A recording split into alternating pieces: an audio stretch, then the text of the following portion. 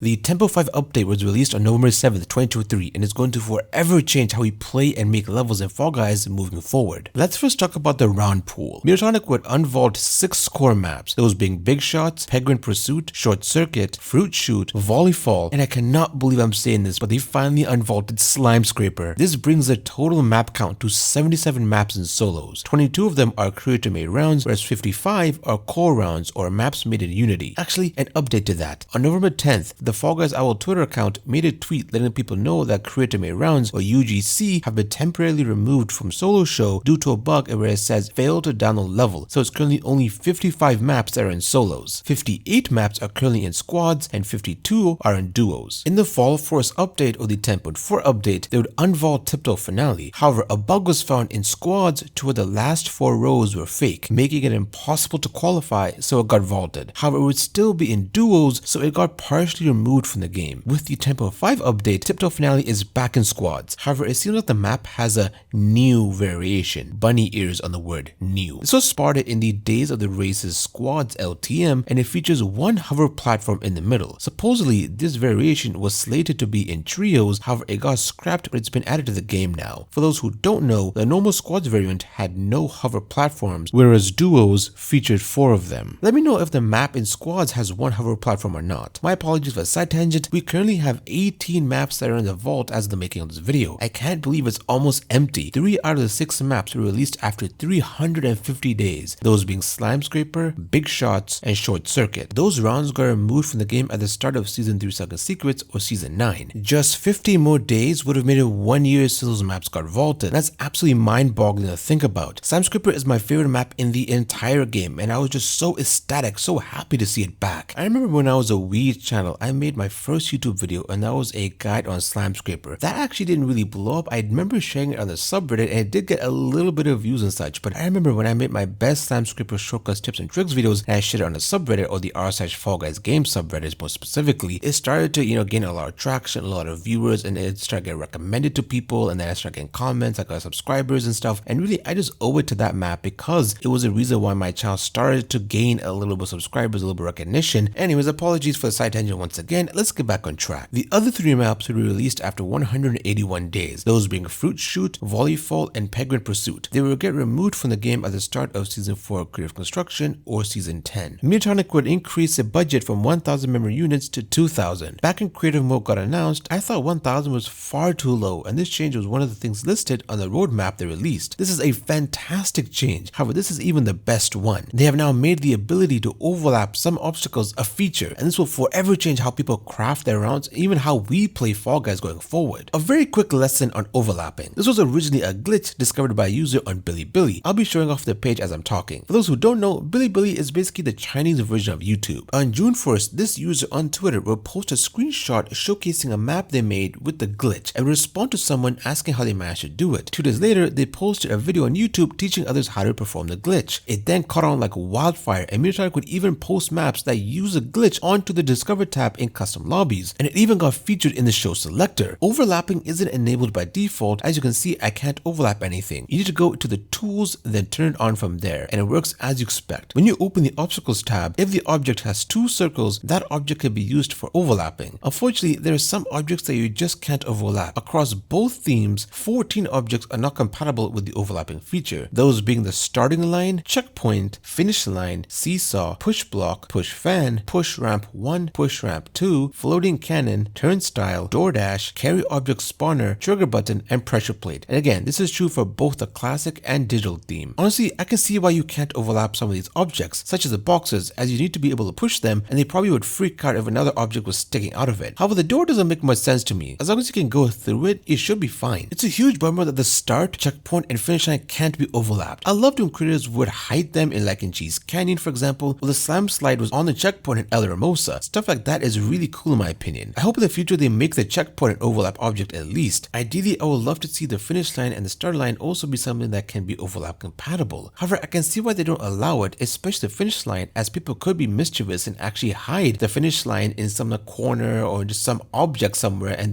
people would not be able to find it and be unable to finish the level. Although this really isn't much of an issue for the starter line, as you literally spawn on top of it at the start of a game. Although maybe if you add an object on top of the starting line, it could cause some bugs or just would cause creative not to work. However, again, people would actually use the overlapping glitch on the starting line and it would work just fine. So I don't really know why they're not allowing it for the starting line, but I can see why they don't allow it for the finish line. In other news, they would also add the winter skybox or the winter background selector. Perfect timing too, because winter is almost here. I remember when I first got into Fall Guys back in 2021 and the winter theme maps wouldn't have snow. I believe the snow was a thing on PS4, just not on PC during Legacy Season 4. They would add it eventually, but it's something that most will take for granted that duh, it should snow in a winter theme map, but I'm just glad it's snowing because I remember the time when it didn't snow. If you go to the creator menu, you can select what soundtrack will play when testing and when other people will play around, and being able to select what OST can be heard really makes the round you created truly your own. I am genuinely happy to see this option. You have no idea how much I wanted this. Now I wish to add a jukebox to the main menu so that we can select what track actually plays during the home screen. That would be incredible. Izzytorium also increased the character limit for descriptions from 140 to 170. They also adjusted the description for the start line to refer to round rules instead of rulebook, which is something I didn't notice, but cool to know I suppose. Another neat little change is when selecting a mode and theme, the font used for the coming soon text has been changed to Titan 1 and now looks the same as the other options. Not much has changed in customs. However, they did add 4 new shows, those being Classic Knockout, Slam Clam Time, Hoverboarding Time, and Day at the Racer Squads. Hoverboarding Time is such a throwback. I remember when that LTM first appeared back in July 2nd, 2021. It had a bug where everyone who crossed the finish line would win. It was supposed to give the win to the first person who crossed the finish line, and oh boy did people farm the heck out of this LTM, me included, and it was just so much fun. However, Izzytorium would come out on a weekend, which they don't normally do, and fixed it, and people were beyond pissed. It's funny because nowadays we have creator made rounds in which everyone who qualifies gets 20 shards. Oh, how the times have changed. I wish they added a slam scripper time since that map is back in the game. In Season 3 Sunken Secrets or Season 9, if a map was vaulted, any LTM featuring that particular map wouldn't appear in the game. And since Slam Scripper is now back in the game, we can only hope they add a Slam Scripper time to the game soon. Let's talk about Fame Pass 6 or the Fabulous Feast Pass, which is the 6th Fame Pass, hence me calling it that. This marks the first time a Fame Pass has been released on the same day as an update. Well, since Izzytorium moved away from seasons, that is. The Summer Breeze update came out on the 16th of August, but the Warriors of Light Fame Pass released on the 22nd of August. Fall Force went live on the 27th of September. However, the Trick or Yeet Fame Pass came out on the 3rd of October, which makes sense since it was a Halloween themed pass. The Tool Up update bucks this trend by releasing on the 7th of November, and the Fabulous Feast Pass also released on the 7th of November. The pass is food themed and contains a full costume in the free progression path. Chipper can be unlocked at tier 33 and 35 and is a bag of chips or crisps as they're called in United Kingdom. The Hot and Fresh skin gets 2 alternative costumes and so does the Baked Beans outfit. I do believe every full skin gets an alternative costume, but those 2 skins specifically get more than one. And unfortunately, the pass is 160 tiers, which by itself is great. It's just the fact that we have 35 days or 5 weeks to complete it, which means you'll have to grind it out every day, and even if you do, you will have to rely on Double Fame, which comes out near the end of an update, or you'll just have to buy tier skips. I just pray this doesn't become the default because it makes the game feel like a chore or like a job to play. And that's me saying this. This is literally my job to play, and it just feels like a chore, man. You know, looking back at this season pass, sure it costed a lot more and it actually was longer, but you had more time to complete it and you really weren't dependent on your dailies and weeklies. Well, actually you kind of were, but not to this extent. I barely finished the Trick or Yeet pass and I had 7 days left on the timer. Either give us more time or make the passes shorter. I liked it when the first 3 fame passes were 120 tiers, which would be the ideal amount in my opinion. I always found it strange when a new update came out and we were still on the old fame pass. It's still too early to tell if this is how it's going to be going forward, but I hope when a new update comes out, we get a new fame pass as well. Just like how when a season ended, we got a new season pass. Let's head on over to the lobby screen, and not a lot has changed, at least to the naked eye anyways. First, let's talk about the most obvious change. When coming back to the home screen, the panels will now slide into place. They are now animated. I like how it overshoots its mark, then bounces back into the final position. Overshooting is what's used to achieve that bounciness. It's an animation principle that's widely used. This principle is also used in the show selector as well. Moving on to the plinth, and the Fall Guy and the lobby screen have been positioned much lower than before. In the Fall Force update, the bean standing on the podium wasn't centered. However, with this update, this seems to be no longer the issue. The bean is now centered. Oddly enough, the podium and the bean are only lower in the home screen. That's not the case in the cosmetics menu. Another obvious change is the inclusion of the green plus button that's on the right side of the showbox counter. selector. Clicking on it will open a pop-up allowing you to buy Showbucks right from the home screen rather than having to go to the store. Making purchasing things more convenient does potentially lead to more sales, so I can see why they did this. Although it seems like you can only click it if you're on a PC, but although console players, I'm not sure if you're able to actually click on the plus icon itself. Do let me know if you can do so in the comment section below. With the addition of the green square, they had to shift the text in the Showbox icon a little to the left to accommodate for the new button. The kudos bar has changed a little as well. They shifted the icon more to the right side along with making the bar a teeny bit longer. Along with that, the size of the numbers has changed ever so slightly. I feel like they aren't as tall as before, if that makes any sense. Now let's head on over to the nameplate. This is an itty bitty change. The nickname in the 10.5 update has had the gaps between the letters decrease slightly, or if you're more technically inclined, they adjusted the spacing between letters, at least for the follow me nickname anyways. They also pushed up the player name as well. Here's a before and after so you can see the changes for yourself. The yellow indicator icon now has an animation that plays whenever it makes an appearance, such as a news feed and the shop icon on the home screen. This isn't the only place that does this, but let's cover the last of the lobby changes first. When hovering over the Fame Pass progress bar with a mouse, it now reacts to you doing so. I don't believe this was a thing in the previous updates. As I've mentioned before, I love the little things. It just makes the game feel more alive, if that makes any sense. Now moving on to the show selector, and the yellow indicator icon is also animated just like in the home screen, and it seems like they're all synchronized, but I wonder if they'll make them offset in a future update. And by offset, I mean every icon wiggles at a different time. Those are some of the UI changes I noticed. Comment below if you found any changes that I missed. Oh boy, let's talk about the bugs, eh? Like with any update, there's always a fair share of bugs. I made a community post asking you guys if you found any bugs, and surprisingly, there aren't as many bugs that came as a result of this update. Now that doesn't mean there aren't any that popped up because of the update, but most of the comments seem to be mentioning bugs that are still here from older updates, which I'll cover as well. But first, let's talk about the bugs that I personally found. And for the people wondering, I actually play on the PC port, more specifically the Steam version of the game. In the home screen, when you rotate your Fall Guy, you'll know something is immediately off. And you could probably tell from this clip since I had my PS4 controller on screen. It seems like when Izzytorium fixed the camera inverted bug that players who use inverted controls were facing, the issue has now shifted over to the lobby screen. When rotating your Fall Guy, the controls are inverted, even when you don't have the option turned on. This also applies well in the cosmetic tab as well, regardless of what page you're in. However, it seems that the Fame Pass isn't affected by the bug. The shop seems to be unaffected as well. I don't have the faintest clue how I even got this bug in the first place, but whenever I used my controller, I would get white squares and none of my inputs registering. It doesn't matter what menu, what sub-menu, wherever I was, it just wouldn't work. Although when I switched to mouse and keyboard, the white squares would go away and my inputs would work just fine. Like even when I hopped into custom lobbies, my controller wasn't working, but mouse and keyboard was just fine. This bug has only happened to me once, and restarting my game did fix the issues, but this was just a crazy bug. Now this is the bug I was able to recreate. It's basically when you start the search for a show, it doesn't matter what it is, if you back out immediately, the game will outright crash. It doesn't happen every time, but it has happened to me twice on accident, and so I was curious to see if I could recreate it, and I was able to do just that. Again, this is on PC, more specifically the Steam version. I don't know if it's right to call this next one a bug or an error. In the Fame Pass, on the 4th tier, the icon for the pizza party shows a pizza, but the pattern itself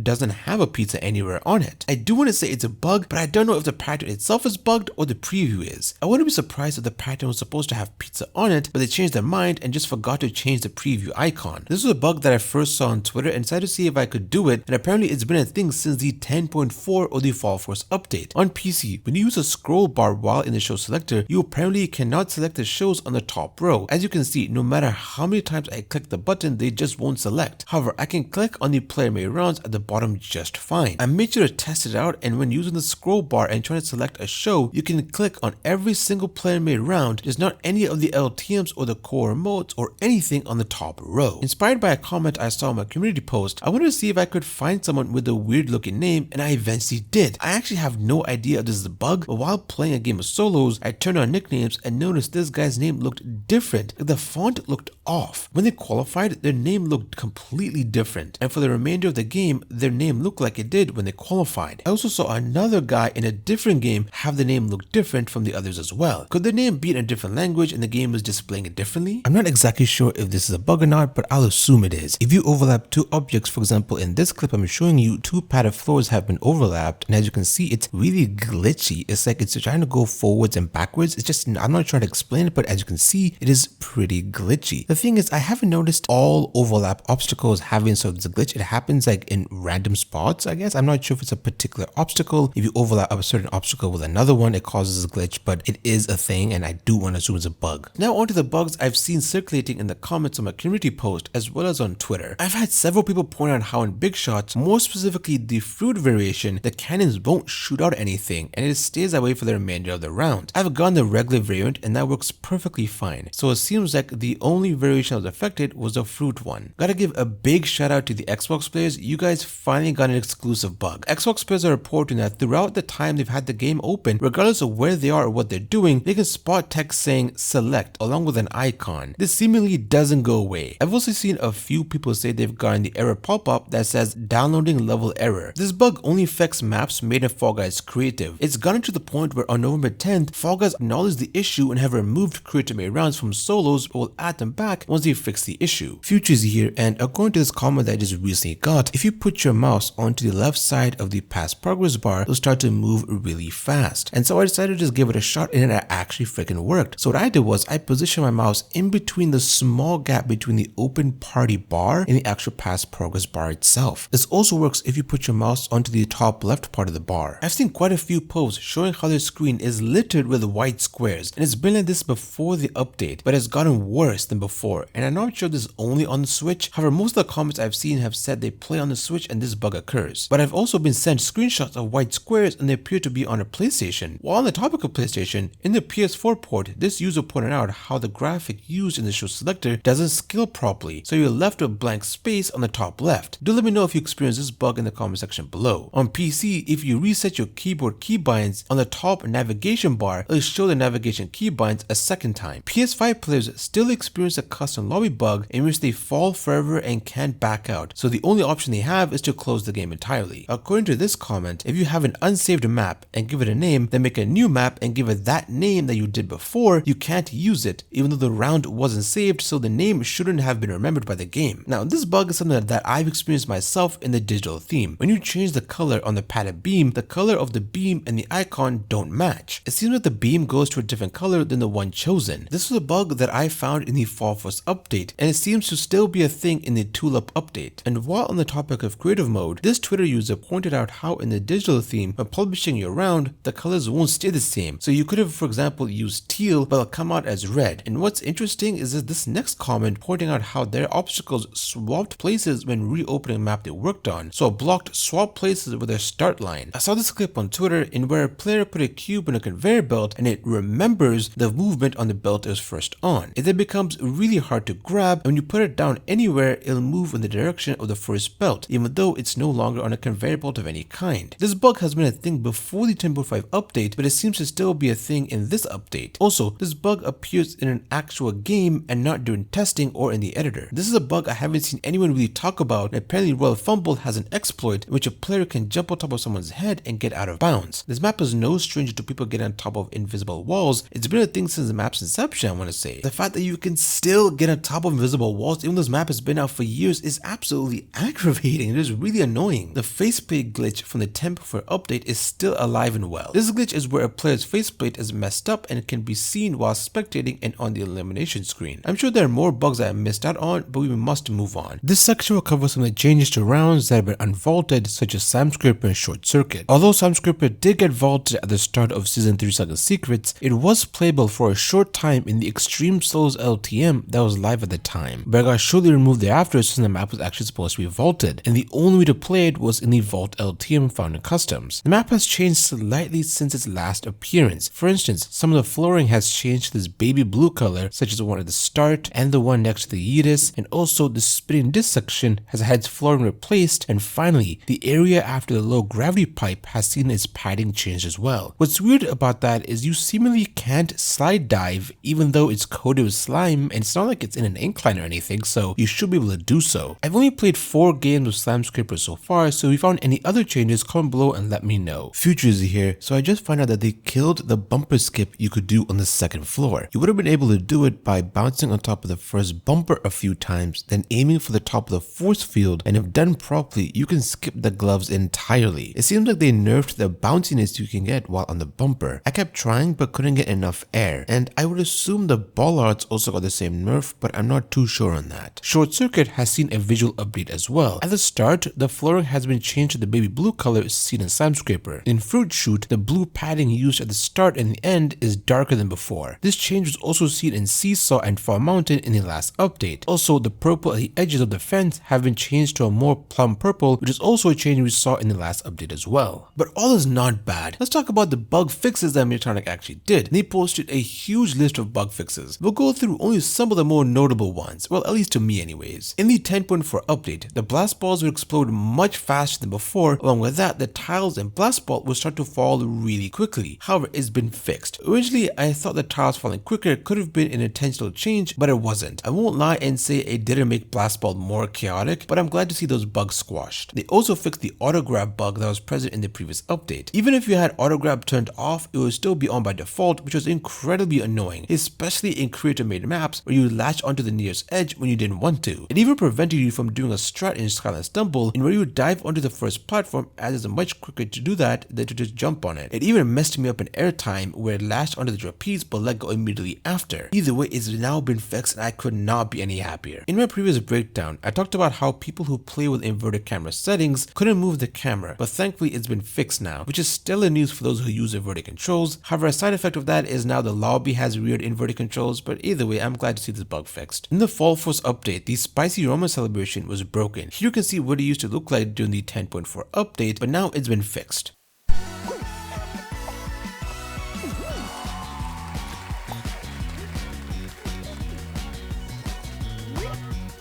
The basketball now triggers button when it lands on them. I didn't know this was a thing, but neat for those who want to make basketball inspired maps with buttons. What's weird is that in the patch note, it mentions, quote, players are now able to leave rounds if all squad members are eliminated without forfeiting rewards, end quote. This was broken in the Summer Breeze update, but got fixed in the Fall Force update, aka the update before this one, so I don't know why this was mentioned, but it's lovely to see it fixed because it makes playing squads and duos a lot more tolerable. A bug that I wish was fixed when the mode was live, in Treat Thieves, players on the Switch could not leave the jail once caught, even if the gate was opened. But it seems like, according to this commenter, this issue seems to be fixed now. Your crossplay settings will now save correctly, whereas in the 10.4 update, it wouldn't remember if you had it on or off. They also fixed an issue where the Switch would crash in creative mode while docked. In Skyline Stumble, the forceful section was bugged in the previous update. Basically, the gate to the left was closed when it's normally opened, and the buttons would take 2 presses to turn them off. However, that's been fixed with the 10.5 update. Those were some of the fixes that were more notable, at least to me. I'll leave a link to the blog post in the description below. This section will cover some of the changes that might not have made sense to put in the other sections. If you own the game on Steam, on the game's library page, they've made a news post breaking down the 10.5 update. It's essentially the patch notes, but available on Steam. The last time they made a news post before this one was on June 16th, announcing the release of Fame Pass 2. We're on Fame Pass 6 now, so that's for about 4 months and 22 days. In the patch notes, it says the following, quote, original theme now has the correct ambient occlusion to match the original season 1 levels, end quote. I don't know if it's just me, but I didn't really see or notice this change. Do let me know if you noticed this change at all, and also when did the skybox lighting change at all? Was it when they added the background selector? Either way, it's good to see it being updated to match the original season 1 levels, I suppose. Midtronic also updated all the faceplates featured in the Trick or Yeet pass. According to the patch notes, the colors were incorrectly inverted. Don't know if they did this to any other faceplates, but the Fame Pass 5 plates have been updated. What's weird is that in the key art, it uses the quote-unquote incorrect one for the Bat-tastic costume. You can see it wearing the glow-in-the-dark plate, and it looked exactly like the one in the 10.4 update, but it's been changed to this one now. However, the Clockwork Calamari skin is wearing the Fearsome Fuchsia plate, and it looked exactly like the one in the 10.4 update. The official website also got updated slightly. The navigation bar has changed to this more corporate, generic style bar. I prefer the old one personally, but it's not really that much of a deal breaker. Thank you to our Maxstorm members for your support. Consider subscribing, it's free and helps the channel grow.